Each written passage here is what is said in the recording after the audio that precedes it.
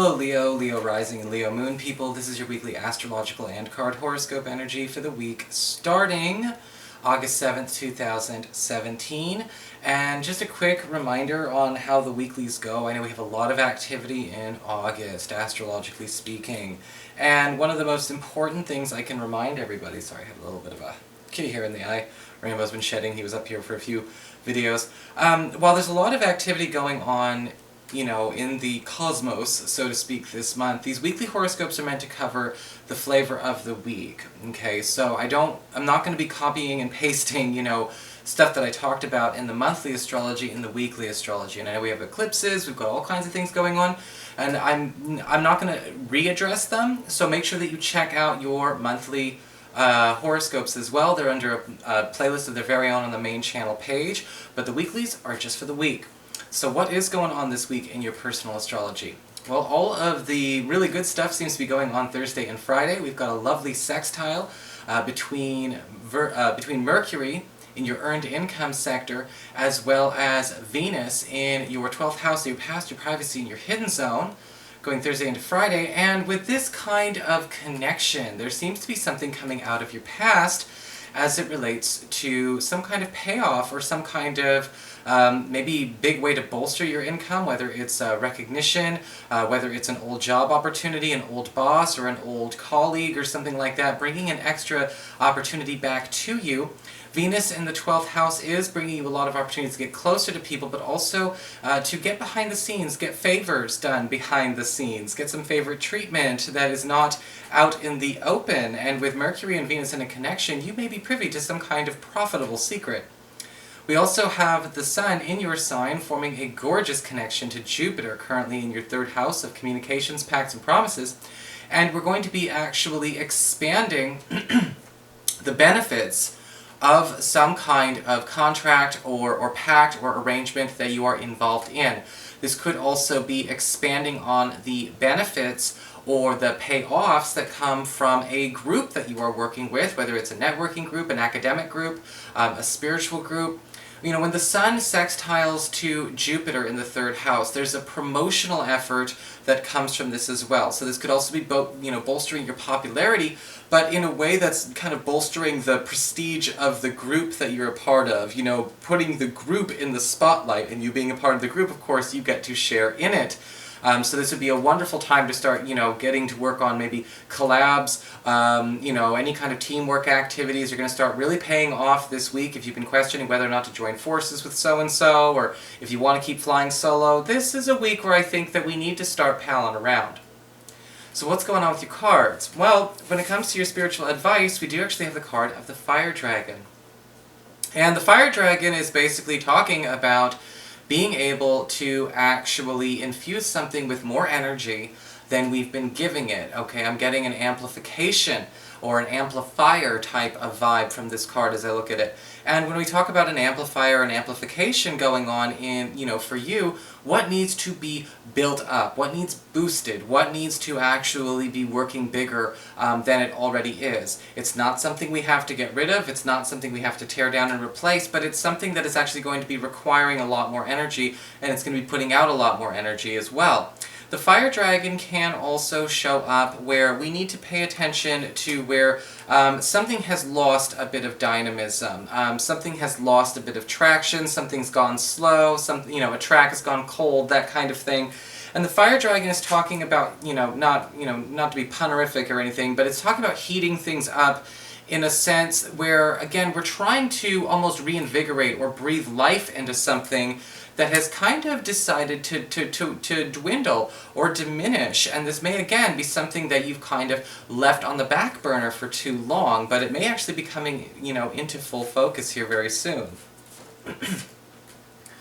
For your Earth sector, when it comes to your work and your financials, we do have the 3 of Swords reversed. And, this card can indicate a need to pay attention to where there may be something going on at the office, or possibly even with a new work prospect of yours that may involve, you actually bolstering yourself, getting into a better place.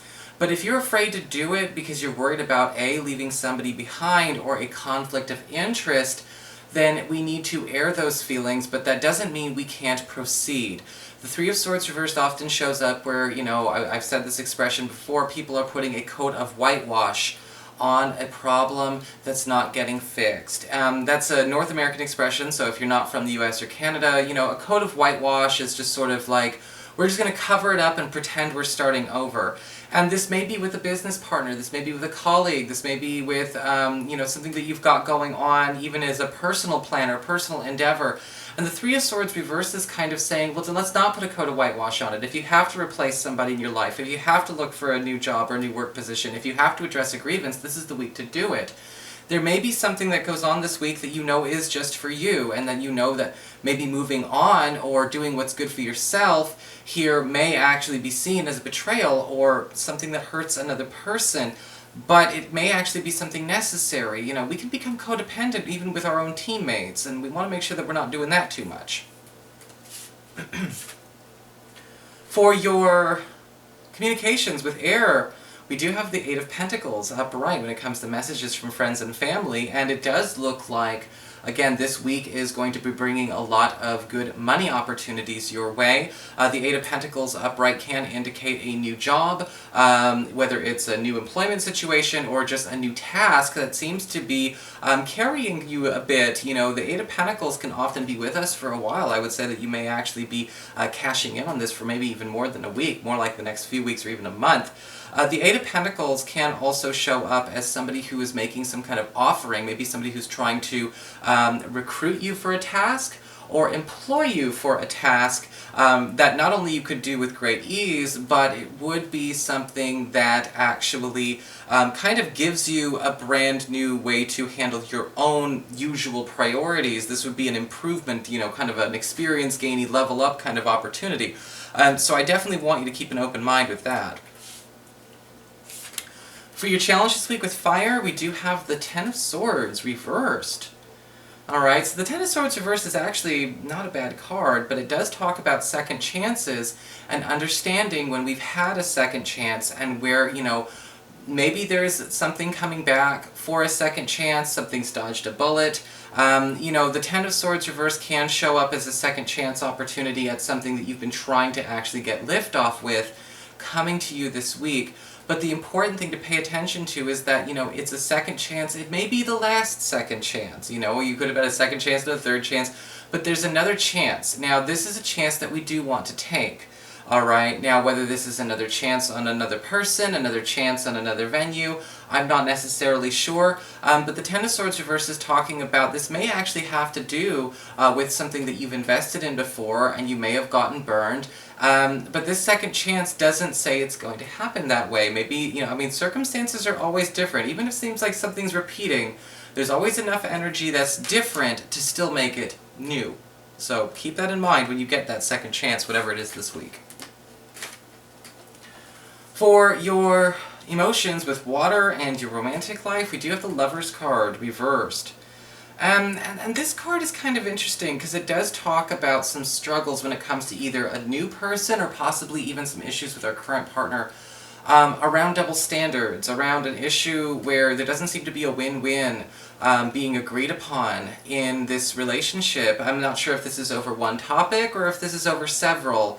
But one of the things I'm seeing here is the Lover's card reverse is kind of like we're not uniting on this. We're not willing to reach across the line and negotiate. And sometimes that happens with the Lover's card reverse. Something's very important to somebody, and so they don't even want to talk about the other person's point of view, right? It's like, I can't, this is one of those energies, and you may encounter that in somebody new this week. If this is happening with your partner, we have to obviously be sensitive and be, empathetic to the fact that, okay, there's a reason people shut down when they're not able, if they're not confident in their ability to articulate, a dissenting thought or a contrary belief, or they can't receive it, okay, we got to be able to negotiate that. But the Lover's card reversed is saying we're having a hard time this week with nobody being willing to do win-wins.